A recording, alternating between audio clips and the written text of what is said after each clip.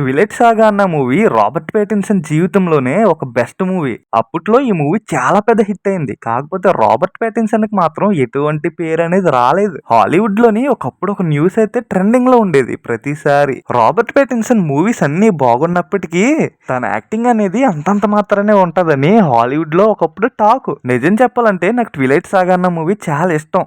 చాలా ఇష్టమైనప్పటికీ ప్రతి మూవీలోని Robert పేటిన్సన్ acting అయితే చాలా డల్గా ఉంటది. ఇలా అని సోషల్ మీడియాలో ప్రతి ఒక్కరు ట్రోల్ చేస్తున్న టైంలో ద బ్యాట్మెన్ అనే మూవీకి రాబర్ట్ పేటిన్సన్ ని మెయిన్ లీడ్ గా తీసుకున్నారు. ఆ అనౌన్స్మెంట్ వచ్చిన తర్వాత సోషల్ మీడియా మొత్తం తగలడిపోయింది. అప్పటి వరకు బ్యాట్మెన్ క్యారెక్టర్ ని బెన్ అఫ్లిక్ ప్లే చేశాడు. బెన్ అఫ్లిక్ మాత్రం బ్యాట్మెన్ క్యారెక్టర్ కోసమే పుట్టాడ్రా వీడు అన్నట్టుగా యాక్ట్ చేసేవాడు. ద బ్యాట్మెన్ మూవీకి రాబర్ట్ పేటిన్సన్ ని అనౌన్స్ చేయగానే ప్రతి ఒక్కరు ట్రోల్ చేయడం మొదలు పెట్టారు. ఇంకా ఎక్కువగా అలా ట్రోల్ చేసిన ప్రతి ఒక్కరికి ద బ్యాట్మెన్ మూవీలో యాక్టింగ్ మాత్రం చింపవతలు పడేశాడు. ఒక్క మాటలో చెప్పాలంటే రాబర్ట్ పేటిన్సన్ యాక్టింగ్ మాత్రం బెన్ అఫ్లిక్ ని మర్చిపోయేలా చేసింది.